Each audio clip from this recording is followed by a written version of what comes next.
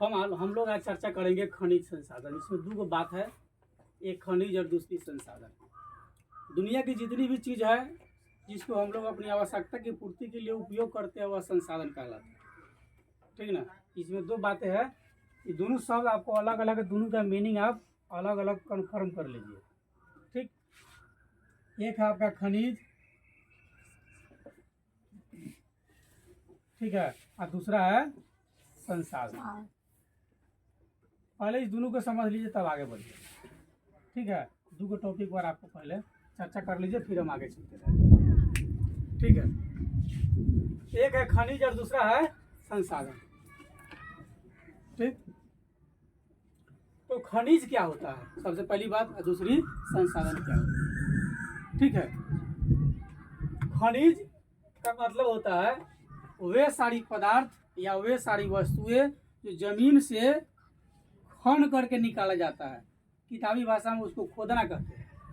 हम लोग कुदाल लेकर के और ज़मीन पर जब उसका उपयोग करते हैं तो क्या होता है, ज़मीन को खनता है, यानी मिट्टी के टुकड़ा को वह स्थानांतरण करने में मदद करता है। ठीक है, उसको हम खोदना भी बोलते हैं और अपनी भाषा में हम लोग भोजपुरी में खनना भी कहते हैं। तो दुनिया की वे सारी पदार्थ, ठीक है, या वे सारी वस्तु जिसको हम जमीन के अंदर से खोद करके निकालते हैं, ठीक है, उसको क्या कहते हैं, खनिज कहते हैं। ठीक है, चाहे हम कोयला निकालते हैं, पेट्रोल निकालते हैं या अन्य विभिन्न प्रकार की पदार्थ निकालते हैं, वे सब क्या है, खनिज। ठीक है, मतलब जो चीज, जो वस्तु, मतलब वे, या कह लीजिए वे सारी वस्तुएं जो जमीन के अंदर से निकाला जाता है उसको हम क्या कहते हैं, खनिज कहते हैं। Simple definition confirm. ठीक है, कि वे सारी वस्तु जिसको हम जमीन के अंदर से निकालते हैं और अपनी आवश्यकता के लिए उपयोग करते हैं, वो क्या है, खनिज हो गया। ठीक है, दूसरी है संसाधन। तो मानव अपनी आवश्यकता की पूर्ति के लिए जिन जिन वस्तु का उपयोग करता है वो सब संसाधन कहलाता है। जिन जिन वस्तु का उपयोग करता है वो सब क्या है, संसाधन कहलाता है। और जिसका उपयोग नहीं करता है तो संसाधन नहीं कहलाता। ठीक है, जैसे हमें एक स्थान से दूसरे स्थान तक जाने के लिए विभिन्न प्रकार की वाहन की आवश्यकता होती है, तो वाहन क्या है, यात्रा का संसाधन है, स्थानांतरण का संसाधन है। किसी वस्तु को भी एक स्थान से दूसरे स्थान तक वो ले जाता है और ले करके आता भी है, तो क्या है, संसाधन हो गया। ठीक है, क्या हो गया, संसाधन हो गया। ठीक है, हम कोयला का उपयोग करते हैं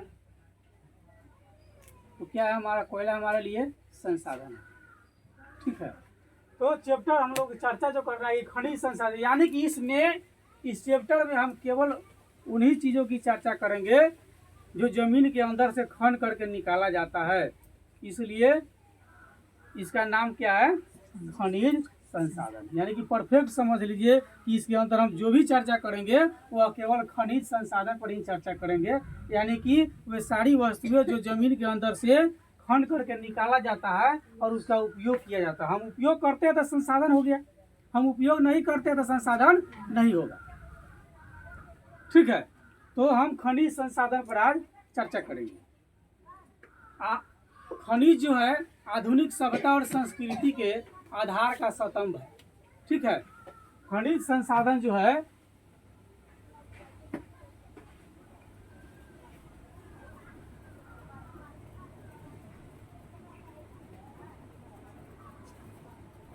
खनिज संसाधन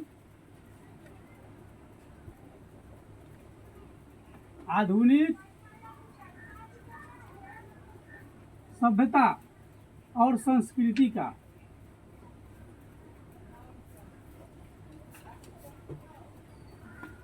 क्या ही स्तंभ है। ठीक है, स्तंभ का मतलब उसके बगैर आप रह नहीं सकते हैं, वही स्तंभ। जैसे हम खड़े हैं, हमारा स्तंभ क्या है, अगर हम स्तंभ की चर्चा करेंगे तो हमारा पैर, पैर के बगैर हम खड़ा रह सकते हैं, नहीं। पैर के बगैर हम खड़ा रह सकते हैं तो नहीं रह सकते हैं। हमारा स्तंभ कौन हुआ, पैर। तो खनिज संसाधन, आधुनिक सभ्यता और संस्कृति, ये दोनों चीज इसको ले लीजिए। समाज सभ्यता और संस्कृति के आधार पर ही चलता है। समाज में अगर सभ्यता और संस्कृति नहीं हो तो फिर समाज का है क्या? तो खनिज संसाधन आधुनिक जो है सभ्यता और संस्कृति का स्तंभ है। इसके बगैर नहीं चलेगा, इसके बगैर नहीं चलेगा। ठीक है, यानी कि खनिज समाज के सभ्यता और संस्कृति, इसका और इसका, ये दोनों का क्या है? स्तंभ है। स्तंभ जिस पर कोई वस्तु खड़ा है वो क्या है? स्तंभ है। ठीक है, जैसे पहले के जमाना में, या अभी तो बहुत समय बीत गया, पहले एक स्तंभ हुआ करता था बीच में, क्या? एक बीच में ही स्तंभ है। ठीक है, यहाँ पर कई प्रकार के फसल, जैसे मान लीजिए यहाँ पर धान की फसल है। ठीक है, इसके चारों तरफ से धान की फसल रखी हुई है। ठीक ना, इस बीच में एक यहाँ पर बैल, एक यहाँ पर, एक यहाँ पर, एक यहाँ पर, एक यहाँ पर। ठीक है, इस बैल को इससे अटैच है, इससे अटैच, इससे अटैच, इससे अटैच, इससे अटैच, और इसको जो है चारों तरफ से नाच रहा है। बीच में क्या है? एक खम्हा है, खम्हा। हम लोग उसको किताबी भाषा में स्तंभ कह लेते हैं। बैल जब नाचेगा तो धान का दौनी होगा। तो बैल किससे बंधा हुआ है? स्तंभ से। अगर स्तंभ उखाड़ के हटा देंगे तो क्या होगा? दौनी होगा? भी नहीं करेगा। तो आधुनिक जो है ये खनिज संसाधन जो है, यानी कि जो सारी चीज हम जमीन के अंदर से निकालते हैं ना, वो हमारे सभ्यता और संस्कृति का स्तंभ है। अगर खनिज संसाधन नहीं रहेगा तो हमारे सभ्यता और संस्कृति का स्तंभ क्या हो जाएगा? खत्म हो जाएगा। जैसे हम समाज में हम अपनी संस्कृति, अपनी सभ्यता को बचाए रखने के लिए, ठीक ना, हमने परिवार के मैनेजमेंट के लिए, जैसे मान लीजिए हम मारुति रखते हैं, और एग्जाम्पल हम एक वाहन रखते हैं, गाड़ी एक स्थान से दूसरे स्थान तक जाने के लिए, अपनी सुविधा के लिए। ठीक ना, अब जो वाहन जो रखे हैं, पहली बात, वाहन बनी किस चीज़ से है? लोहे की, लोहे और प्लास्टिक की होगी। लोहा कहाँ से आता है? जमीन के अंदर से निकाला जाता है। खनिज संसाधन जमीन के अंदर से निकला तो, यानी जमीन से प्राप्त हुआ तो क्या हो गया? खनिज संसाधन, लोहा। ठीक है, दूसरी, सब चीज़ अगर रेडी हो गया लोहे से बन कर, सब चीज़ अगर बन गया, मतलब रेडी हो गया लोहे से बन कर, चलेगा कौन चीज़ से? पेट्रोल और डीजल से। तो पेट्रोल और डीजल कहाँ से आता है? जमीन के अंदर से आता है। तो अगर खनिज नहीं हो तो हम लोग ये मारुति कैसे दौड़ाएंगे? हाँ, अच्छा, और कहीं जाएंगे एकदम चश्मा लगा करके हीरो वाला स्टाइल में ना, किसी गेस्ट के यहाँ वहाँ उतरेगा तो एकदम कहेगा वाह बाबू साहब आ गए ना जी। ससुराल जाएगा तो लोग सबसे पहले दौड़ेगा, भले गाड़ी में मिठाई हो चाहे नहीं हो, ना दौड़ेगा। लड़का से पहले दौड़ेगा, मामा आ गया, फूफा आ गया, जो जिसका जिस तरह का रिलेशन होगी वो दौड़ेगा ना, एकदम स्टाइल में जाएगा। लेकिन यदि खनिज संसाधन नहीं हो तो सभ्यता और संस्कृति रहेगा? नहीं ना रहेगा जी। तो खनिज संसाधन सभ्यता और संस्कृति की स्तंभ है। इसके बगैर, जब जैसे इसमें एक स्तंभ है, ये अगर नहीं रहेगा तो बैल जो नाच रहा है फसल के क्रिया, उसको मतलब उस दाना को झाड़ देता है। पेड़ से दाना को झाड़ने की क्रिया को दौनी कहा जाता है। नहीं, अभी तो थ्रेसिंग होता है। थ्रेसिंग भी क्या करता है? दाना को अलग कर देता है और उसके दाना को अलग कर देता है, यानी पेड़ को अलग और दाना को अलग कर देता है, उसी को थ्रेसिंग करते हैं। पहले उसको दौनी कहा जाता है। लेकिन स्तंभ के बगैर दौनी भी संभव नहीं है। थ्रेसिंग जो होता है उसमें भी देखिएगा एगो स्तंभ होता है, गोल बीच में रहेगा, उस सबको नचाता है। थ्रेसर में देखिएगा एक बीच में होता है जो उस सब को नचाता है, उसी से सब अटैच रहता है, उसका स्तंभ हुए ना हुआ। तो स्तंभ के बगैर किसी का चलना संभव नहीं है। आप परिवार में है तो आपके परिवार का स्तंभ कौन है? आपके परिवार का जो मुखिया होगा, मम्मी हो, पापा हो, दादा हो, दादी हो, तो परिवार का स्तंभ। उसके बगैर परिवार चलेगा कि नहीं चलेगा वो बात की बात है, लेकिन वो स्तंभ है ना जी। परिवार में लोग कहता है कि घर में जो है एक बुजुर्ग आदमी भी हो, एकदम बूढ़ा से बूढ़ा हो, एकदम टोकरी में तोपा जाने वाला हो फिर भी उसको रहना जरूरी है। कम से कम कहीं जाइएगा ना तो दरवाजे पर वो बैठी रहेगी ना। और दूरा पर गेहूं पसार दीजिए, कोनो को बकरी चढ़ जाकर तो बुढ़िया एकदम चिल्ला के बोलेगी ना। गाड़िए पे नहीं बैठे तो परिवार का क्या है, स्तंभ है। तो बगैर स्तंभ का किसी भी कार्य का होना संभव नहीं है, ठीक ना। तो खनिज संसाधन आधुनिक सभ्यता और संस्कृति का स्तंभ है। इसके बगैर समाज का सभ्यता और संस्कृति नहीं संभव। भारत में लगभग 100 से अधिक खनिज मिलते हैं, ठीक है। जो जानकारी एक ज्ञातव्य मतलब एक जानकारी मिली है कि भारत में लगभग 100 से अधिक खनिज मिलते हैं, ठीक है। 100 प्लस खनिज जो है भारत में मिलते हैं,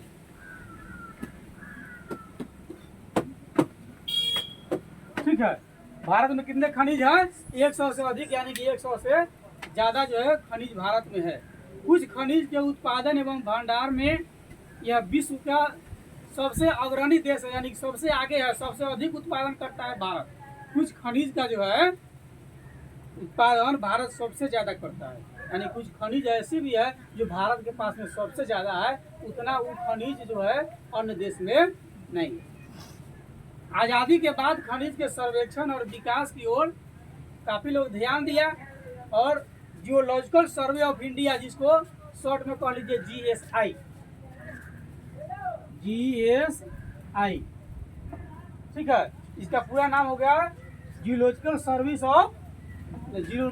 ऑफ इंडिया। ये कहती है जियोलॉजिकल सर्वे ऑफ इंडिया। ये एक रिपोर्ट बना तो कहा इसके अनुसार कि तेल और प्राकृतिक गैस आयोग एवं निजी क्षेत्र की कंपनियां इस दिशा का महत्वपूर्ण कार्य अभी कर रही है। आज़ादी के बाद जब सर्वे हुआ था, ऐसा माना गया कि तेल के क्षेत्र में, प्राकृतिक गैस के क्षेत्र में जो है बहुत सारी निजी कंपनी जो है कार्य अपना कर रही है। देश को आगे ले जाने के क्रम में सभी का विशेष योगदान है। खनिज निश्चित अनुपात में जो है रासायनिक और भौतिक विशिष्टता के साथ निर्मित एक प्राकृतिक पदार्थ। खनिज क्या है कि खनिज जो है निश्चित अनुपात में, जैसे निश्चित कहता है यानी कि खनिज रोज रोज बढ़ेगा नहीं, एक बार जो बन करके तैयार हो गया वो निश्चित अनुपात में है। हम उसका जितना उपयोग कर लेंगे वो घट जाएगा, बढ़ेगा नहीं। हम उसका जितना उपयोग करते हैं क्या होगा, दिन प्रतिदिन घटेगा नहीं। आप गाड़ी का टंकी फुल कर लीजिए और रोज मुजफ्फरपुर घूमने चले जाइए, रोज पटना घूमने चले जाइए, डेली मतलब कि प्रतिदिन क्या होगा, तेल घटेगा कि बढ़ेगा, रोज घटेगा। फिर हम कहीं से लेकर के आएंगे, फिर इसमें डालेंगे, फिर जलाएंगे, यानी कि जहाँ से आ रहा है ना वहाँ ऐसा नहीं है कि उत्पादन होता है। कहीं किताब में लिखी होती है कि फलाने जगह उत्पादन होती है, तो उत्पादन नहीं, वहाँ से निकाला जाता है, ठीक है ना। उसको परिष्कृत करके विभिन्न क्षेत्र में सप्लाई की जाती है उपयोग के लिए, पैदा नहीं किया जाता, ठीक है। तो खनिज निश्चित अनुपात में रासायनिक और भौतिक विशिष्टता के साथ निर्मित एक प्राकृतिक पदार्थ है। खनिज क्या है, प्राकृतिक पदार्थ नहीं। क्वेश्चन होगा कि खनिज कौन सी पदार्थ है, तो प्राकृतिक पदार्थ है, मानव निर्मित नहीं ना, हमने उसको नहीं ना बनाया। किसी मानव ने कोयला बनाया है, किसी मानव ने पेट्रोल बनाया है, किसी मानव ने पत्थर बनाया है, तो लोग तो उसका विभिन्न प्रकार के उसको परिष्करण करके और उसका उपयोग करता है, बनाता नहीं। दुनिया की जितनी भी चीजें सभी प्रकृति में उपलब्ध होती है प्राकृतिक, लेकिन उसका रूप जब बदला जाता है तो कहता है मानव निर्मित है। लेकिन पहले तो था प्राकृतिक। हम टेबल बनाए, लकड़ी कहाँ से आई, प्रकृति में थी ना। इसके जो है ना प्राकृतिक वस्तु का ये अवशेष है। अगर प्रकृति में नहीं होता तो हम टेबल कहाँ से बनाए, तो प्रकृति में मौजूद था तब न बनाए हम। तो दुनिया की सारी वस्तु जो है प्रकृति में मौजूद होती है। बाद में मानव अपनी आवश्यकता के अनुसार जब उसका रूप, रंग, ढांचा इत्यादि आकृति जब बदलता है तो क्या हो जाता है, मानव निर्मित हो जाता है। लेकिन पहले वो प्राकृतिक होता है। हम सीमेंट बनाते हैं, मानव विभिन्न प्रकार की फैक्ट्री में सीमेंट तैयार करता है, पत्थर कहाँ से आता है, पहाड़ से। पहाड़ कौन बनाया, मानव बनाया, प्राकृतिक है। है प्राकृतिक पत्थर, लेकिन उसका विभिन्न रूप, रंग, आकार, आकृति जब हम बदल देते हैं तो मानव निर्मित है। मानव अपनी आवश्यकता के लिए विभिन्न प्रकार के वस्तु का उपयोग करता है। दूसरे शब्द हम कहले कि खनिज निश्चित रासायनिक संयोजन और विशिष्ट आंतरिक परमाणविक संरचना वाले ठोस प्राकृतिक पदार्थ को कहा जाता है। यानी कि ये क्या है? ठोस पदार्थ को कहा जाता है। हमारा स्थल मंडल चट्टानों से बना है। स्थल मंडल किससे बना है? चट्टान से। ठीक है, स्थल मंडल किससे बना है? चट्टान से बना है। और चट्टान किससे बना है? चट्टान। और चट्टान किस चीज से बनी है? अब चट्टान बना है खनिज के सहयोग से। ठीक है, यानी कि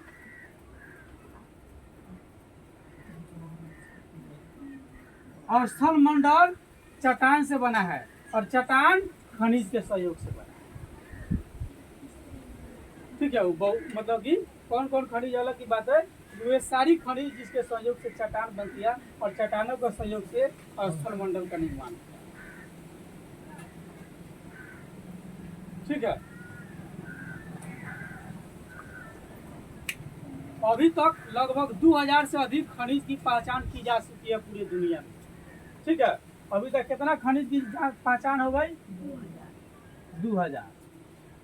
ठीक है, इतना खनिज की पहचान हो गया वर्ल्ड में, हो गया। भारत में तो कई गो है? 100 100 प्लस है। तो 100 प्लस है तो 1000 थोड़ी हो जाएगा। 100 प्लस 110, 120, 90 भी हो सकता है। ठीक है ना। लगभग 30 खनिज, मतलब जितना जो 2000 जो है उसमें से मात्र 30 खनिज ही आर्थिक दृष्टि से हमारे लिए उपयोगी है। कितना खनिज? 30। मात्र 30 गो खनिज है जो हमारे लिए उपयोगी है। बाद बाकी विशेष हमारे लिए उपयोगी नहीं है। 30 खनिज से ही बहुत सारा काम हमारा हो जाता है। जैसे पौधा के हजारों लाखों किस्म पाई जाती है, लेकिन लगभग उसके 20% से पूरा जो है संसार अपना जीवन यापन करता है। मात्र 20% पौधा जो है हमारे उपयोग में आता है। ठीक है, अब हम लोग चर्चा करेंगे कि अभी तक खनिज की चर्चा कर लिए कि खनिज किसे कहते हैं। अब खनिज का हम लोग वर्गीकरण करेंगे।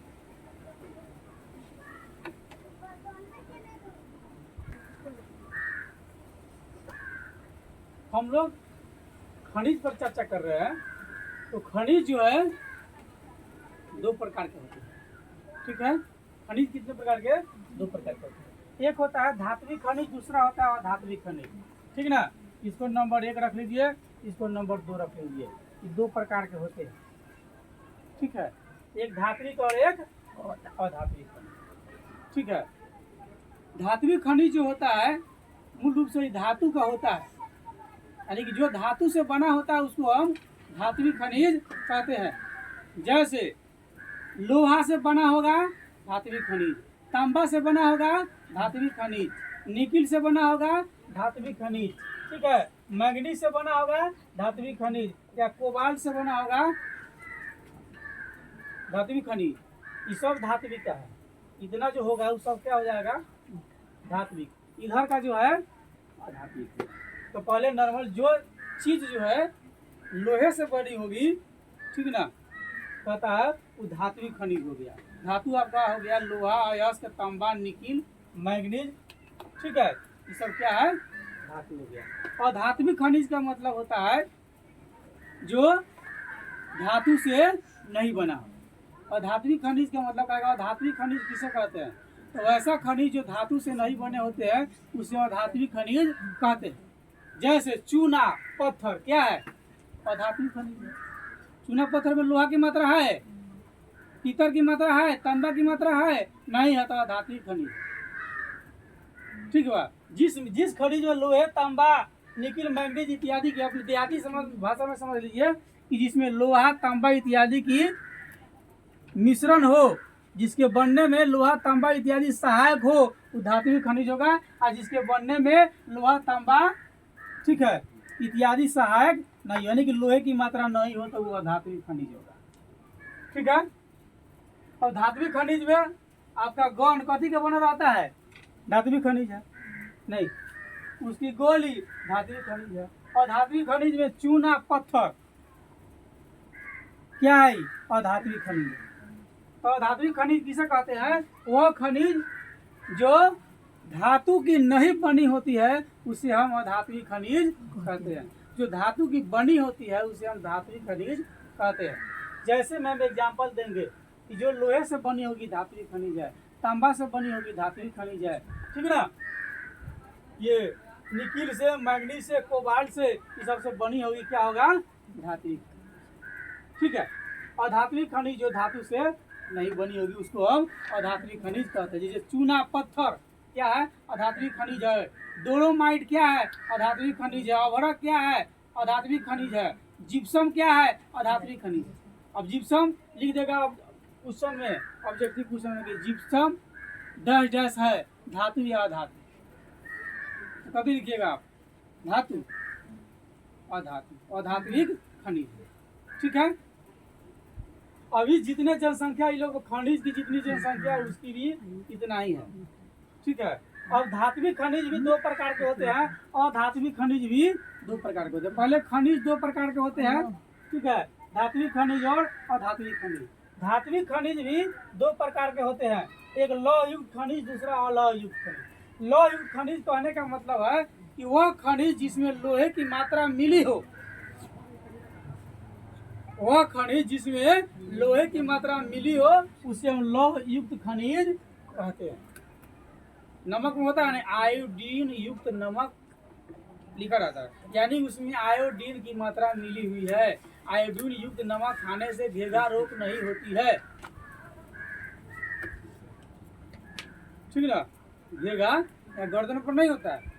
जो आयोडीन युक्त नमक खाएगा ये बड़ा नहीं होगा, मतलब बहुत गोरा के ना एकदम निकल रहता है बगुला की तरह।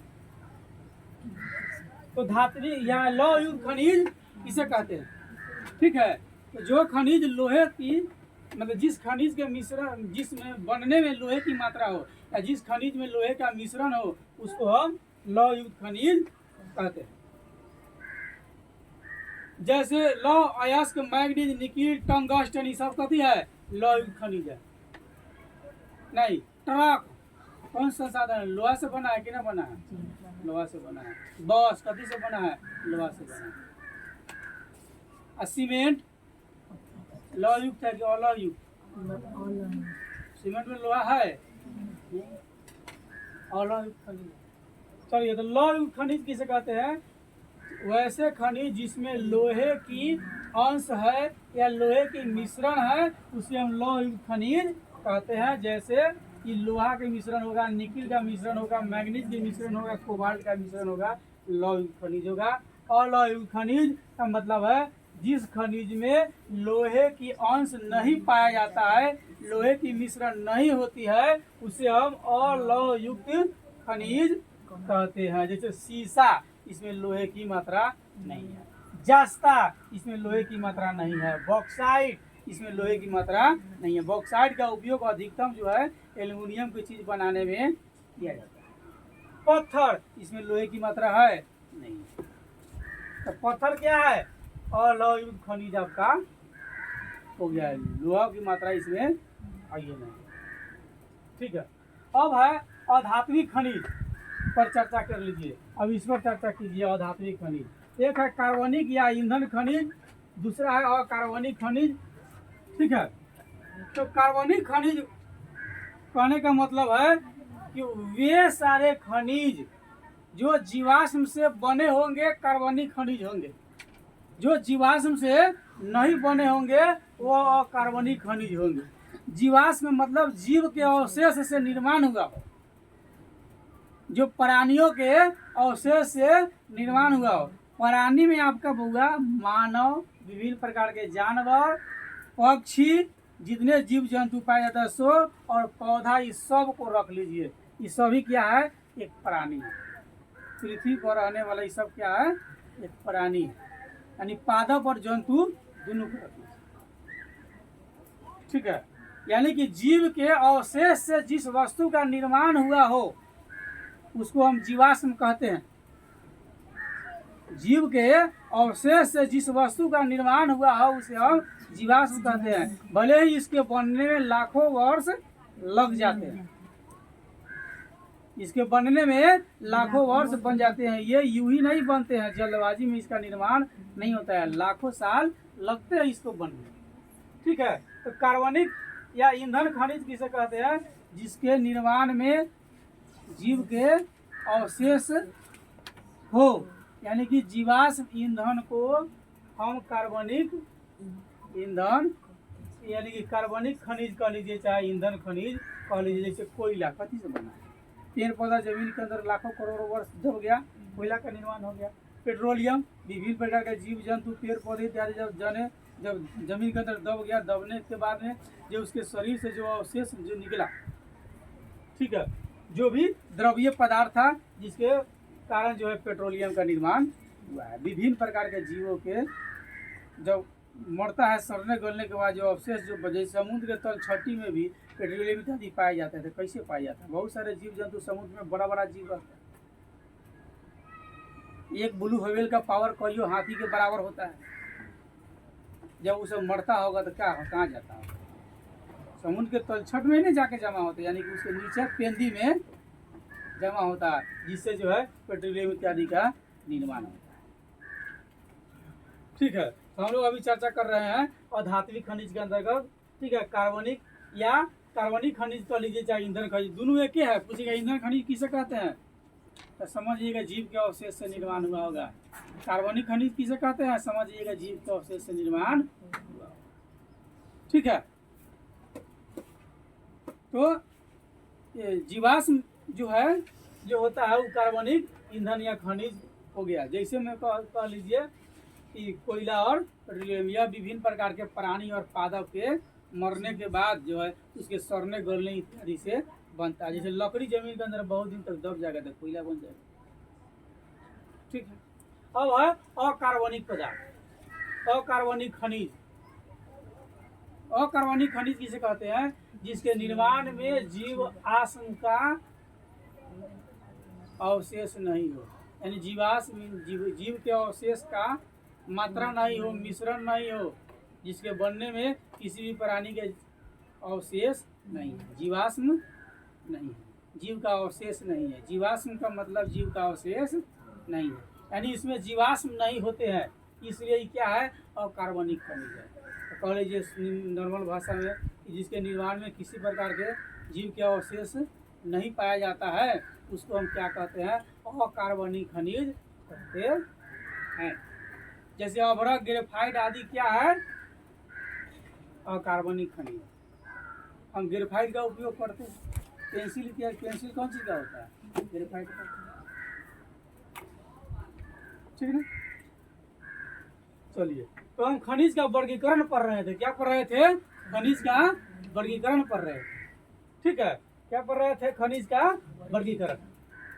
तो खनिज मूल रूप से दो प्रकार के होते हैं, धात्विक खनिज और अधात्विक खनिज। जिस खनिज में लोहे की मात्रा पाई जाती है, धात्विक जिसमें लोहे की मात्रा नहीं पाई जाती है, अधात्विक। धात्विक खनिज दो प्रकार के होते हैं, लौह युक्त खनिज और अलोह युक्त खनिज।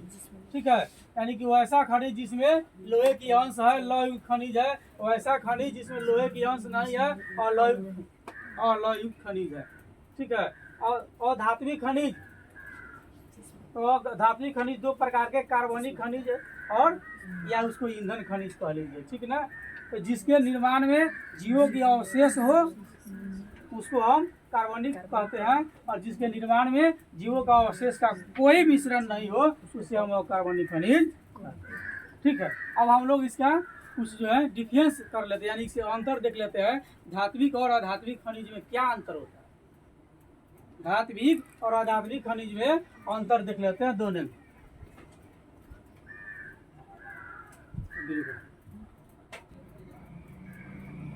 चलिए, अब हम लोग चर्चा कर लेंगे फिर कि धात्विक खनिज और अधात्विक खनिज में अंतर क्या होता है, दोनों के बीच में क्या अंतर पाया जाता है। ठीक है, धात्विक खनिज और अधात्विक खनिज। तो लोहा बहुत ही स्ट्रांग चीज होता है, मजबूत होता है, उसका बहुत सारा वस्तु बनता है, समझे कि नहीं? एक एग्जाम्पल देख लीजिए, एक पेड़ टेढ़ा मेढ़ा हो और एक पेड़ सीधा हो, एकदम सीधा गया हो, ठीक ना। अगर लकड़ी की आवश्यकता होगी तो पहले आप किस पेड़ को काटेंगे? दोनों की मोटाई समान हो, सीधा वाला को काटेंगे कि टेढ़ा वाला को? सीधा वाला को काटेंगे। समाज में सीधा ज़्यादा नहीं रहिएगा तो गड़बड़ा जाएगा, सब लोग आपको बेवकूफ़े समझेगा। एक टेढ़ा मेढ़ा रहना चाहिए, नहीं एकदम टेढ़ा मेढ़ा रहिए तब काम चलेगा। सरल रहिएगा तो मामला गड़बड़ाएगा। सीधा पेड़ को सब लोग पहले काटता है, टेढ़ा को बाद में काटता है। उसके तरफ किसी का ध्यान नहीं जाता है टेढ़ा से, और सीधा की तरफ सबका ध्यान जाता है। तो हम लोग चर्चा कर रहे हैं अभी धात्विक और अधात्विक खनिज में अंतर देख रहे हैं कि दोनों में अंतर क्या होता है। तो धात्विक खनिज को गलाने पर धातु प्राप्त होता है। अगर इसको हम गलाएंगे ना तो क्या प्राप्त होगा? धातु प्राप्त होगा, ठीक ना। जैसे सोना को हम गलाते हैं क्या प्राप्त होगा? सोने प्राप्त होगा। लोहा को गलाते हैं तो क्या प्राप्त होगा? रूप नहीं बदलेगा वो, यौगिक है कि रूप बदलेगा। तो धात्विक खनिज में एक विशेष गुण होता है कि उसको अगर गलाया जाता है तो धातु ही प्राप्त होता है, ठीक है। उसके बाद में अधात्विक में है कि अधात्विक खनिज को गलाने पर धातु प्राप्त नहीं होता है, इसका रूप बदल जाता है, गिरगिट की तरह रंग ही बदल देता है। नहीं, पानी वाला बात याद है ना, गिरगिट की तरह रंग बदलता है। चलिए, तो अधात्विक खनिज को अगर गलाएंगे तो धातु प्राप्त नहीं होगा, और धात्विक खनिज को अगर गलाते हैं तो धातु प्राप्त होगा। पूछेगा कि बताओ जिसके गलाने पर अगर किसी चीज को हम गलाते हैं और गलाने के बाद पुनः अपने रूप में वो आ जाता है तो धातु होगी अधातु होगा। तो कहने का मतलब जिस चीज को गलाएंगे उसी चीज में रहेगा वो, तो बदला नहीं ना, वो तो नहीं बदला तो धातु, अब बदल गया तो अधातु।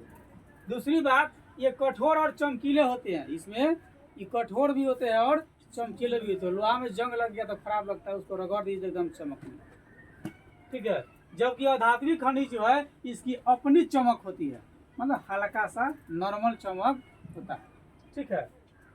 तीसरी है कि यह प्राय अग्नेय चट्टान में मिलती है। अग्नेय चट्टान का मतलब जिसका निर्माण आग से हुआ हो, सिंपल, जिसका निर्माण आग से हुआ हो, गर्मी से हुआ हो, उसको हम क्या कहते हैं? अग्नेय चट्टान कहते हैं। और अधात्विक खनिज कहाँ मिलेगा? ये परतदार चट्टान में मिलेगा। कहाँ मिलेगा? परतदार। परत का मतलब एक के बाद एक, उसको हम परत कहते हैं। परत का मतलब एक के बाद एक पड़ी हो, उसको हम परत कहते हैं। तो ये प्रायः परतदार चट्टान में मिलते हैं। कौन? अधात्विक खनिज, ठीक है। धात्विक खनिज में कहता है कि इन्हें पीट कर तार बनाया जा सकता है। इसको खूब पीटिए, दे हथौड़ी दावत रहिए, लमड़ते रहेगा, लमड़ते रहेगा, लमड़ते रहेगा, लंबा से लंबा हो जाएगा। जैसे तांबे का तार होता है, एल्युमिनियम का तार होता है, तो ये सब क्या हो गया? धात्विक हो गया। और जिसके उसके बाद में कहता है और ये पीटने पर टूटता उठता नहीं है। अब चलो ये अधात्विक में, ये पीट कर तार नहीं बनाया जा सकता है। क्यों? क्योंकि पीटने पर चूर चूर हो जाएगा। पीटने पर क्या हो जाएगा? चूर चूर हो जाएगा। तो तार इसका बनेगा नहीं ना बनेगा। मिट्टी का ढेला लीजिए, खतौरी कस करके दीजिए, क्या हो जाएगा?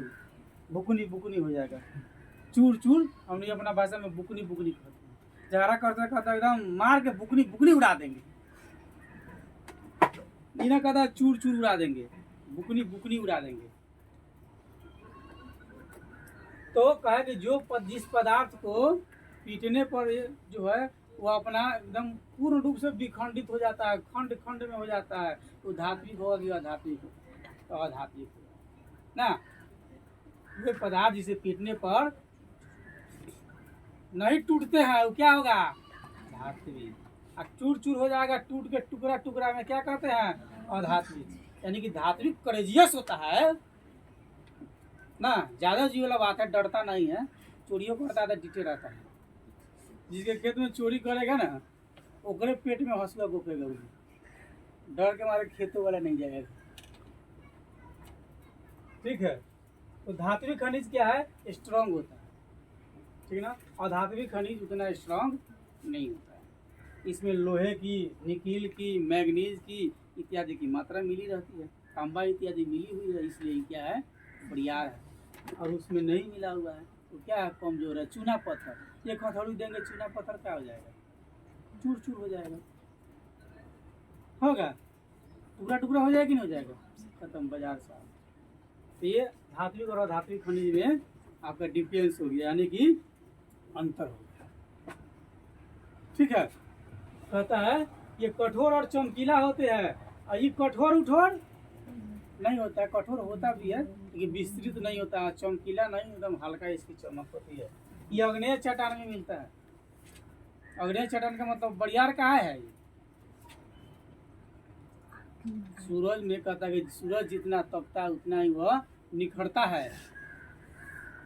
जो आदमी अपने जीवन में सबसे ज्यादा दुख काटता होगा ना, वही सबसे बड़ा आदमी बन सकता है। नहीं बनेगा कि नहीं बनेगा, बनेगा। जैसे हमको लोहे की अगर किसी तरह की आकृति बनानी होगी, एक समान लोहा का टुकड़ा मिला, तो कोई उपयोग का नहीं है, उसको लोहार ले जाएगा, पहले तो उसको भट्टा में गर्म करेगा, भट्टी में खूब गर्म करेगा, तो क्या हो जाएगा, पूरा तप जाएगा, तब पर क्या हो जाएगा, लाल हो जाएगा। लोहे का लाल होना रासायनिक क्रिया है, और फिर अपने पूर्ण रूप में वापस आ जाता है। तो क्या होगा, अपने रूप में आ गया था भौतिक। तो लोहा को पहले ले जाकर क्या करेगा, खूब गर्म करेगा, और उसके बाद मार हथौड़ी, मार हथौड़ी। कहा जाता है सोनार के 100 और लोहार के 1 के बराबर होता है। सोनार गहना बनाएंगे तो धीरे धीरे ठुक ठुक ठुक ठुक ठुक ठुक, और लोहार सबको देखिए किधर उठा के मारेगा, साफ हौफ के मारता है। तो लोहे की आकृति बदलने के लिए कितना हथौड़े पर हथौड़ा मारता है, उसका एक विशेष रूप देता है, और तब लोग उसको खरीदता है, मार्केट में बिकाऊ बनता है, समझे कि नहीं। उसी तरह आप लोग विद्यार्थी है, समझे, विद्यार्थी सब क्या है, लोहा है, और शिक्षक लोग लोहार है, लोहार। जब जरूरी पड़ता है तो देह थोड़ी सी होता है कि नहीं होता है, खूब पीटता है, खूब पीटता है, फटा पर फटा टूटता है, तब जा कर के बच्चा एक दिन एक नया रूप लेता है। तब न बिकता है, 10 लाख 20 लाख में मारुति कार लेता है, ऐसा ही मारुति कार ले लेता है।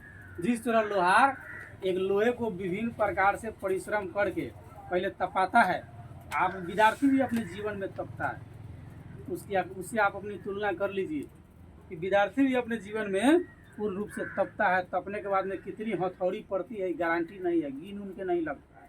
लेकिन लोहार जब मारता है ना, वो गिन करके नहीं मारता है, सीधे मारते रहता है, जब तक रूप नहीं बन जाए, नया आकृति बन नहीं जाता है और सुंदर नहीं हो जाता है, तब तक हथौड़ी मारेगा। अब बचल खुचल बाद में रगड़बो करता है नहीं, तब जाकर के एक नया रूप बनता है, और बनने के बाद में वो वैल्यूएबल होता है। ऐसे लोहे का कोई वैल्यू है, कोई वैल्यू नहीं। ऐसे टुकड़ा बिगड़ लगा, सब ले जाकर बच्चा सब ले जाकर प्याज बदल लेगा उसको, और लोहार उसी लोहा को फसूल बना दे, काटने वाला किसी चीज कोई चीज बना दे, या विभिन्न प्रकार के औजार बना दे, कोई बिगेगा उसको, नहीं बिगेगा। तो उसी तरह आप लोग हैं, विद्यार्थी सब भी उसी प्रकार है। जब तक वो तपेगा नहीं, जब तक उस पर हथौड़ा पड़ेगा नहीं, तब तक वो मजबूत हो नहीं सकता है। वैसे गवर्नमेंट रूल्स कहता है कि नहीं, बच्चा को मारना नहीं है, लेकिन संभव ही नहीं है, एकदम असंभव बात है। उसको कहेगा चलो पढ़ने, तो बकरी लेके खेत में रहेगा। जिस प्रकार से लोहार लोहे को आकृति देता है, ठीक उसी तरह से शिक्षक बच्चे को विभिन्न प्रकार से जरूरी पड़ता है ना, तो मार कर, पीट कर, तपा करके, कभी कभी धूप में खड़ा रहो, कहीं नहीं सुनाया है, नहीं तपता है, मुर्गा बनो, बहुत सारी प्रक्रिया करा करके, किसी तरह डरा धमका करके, यानी कि उस लोहा वही है,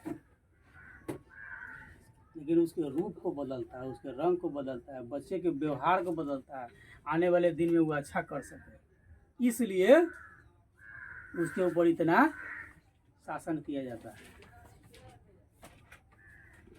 क्या कुछ लोग पर शासन होता है तो घरबड़ा जाता है, पता नहीं अब पढ़ने नहीं जाना है, बहुत मारता है। किसी को ज़्यादा होमवर्क मिल जाए, बहुत गलत बात है। नहीं, एक खरगोश देखे ना, अभी जैसे हम लोग पालते हैं, एक खरगोश जब पिंजरे में बंद था तो मालिक को अंदर से ना बहुत गुस्सा करता था, मतलब मेरा मालिक ये है, मेरा मालिक है, बहुत खराब सारी बातें करता था। धीरे धीरे एक दिन मालिक को इस बात की जानकारी हुई, खरगोश पिंजरे में रहकर नाराज रहता है। लेकिन खरगोश की इस बात की जानकारी नहीं थी कि जैसे ही पिंजरा से बाहर निकलेगा उसी तरह फौरन इस पर जो है विभिन्न प्रकार के हिंसक जीव जो है क्या कर लेगा, वार करेगा और इसको खत्म कर देगा। एक दिन खरगोश पिंजरे से निकला और हिंसक जीव ने उस पर आक्रमण कर लिया और खरगोश क्या हो गया, खत्म हो गया। तो खरगोश सुरक्षित कहाँ था, शासन में या शासन से बाहर। अगर जीना है तो अनुशासन में रहिए, और नहीं जीना है तो अनुशासन में न रहिए। समाज में अगर अच्छा व्यक्ति है तो वो अनुशासन में रहता है, जो अनुशासन से बाहर है वो तो आदमी है ही नहीं। सब एक दूसरे से बंधा हुआ रहता है समाज, ठीक है। गम नीचा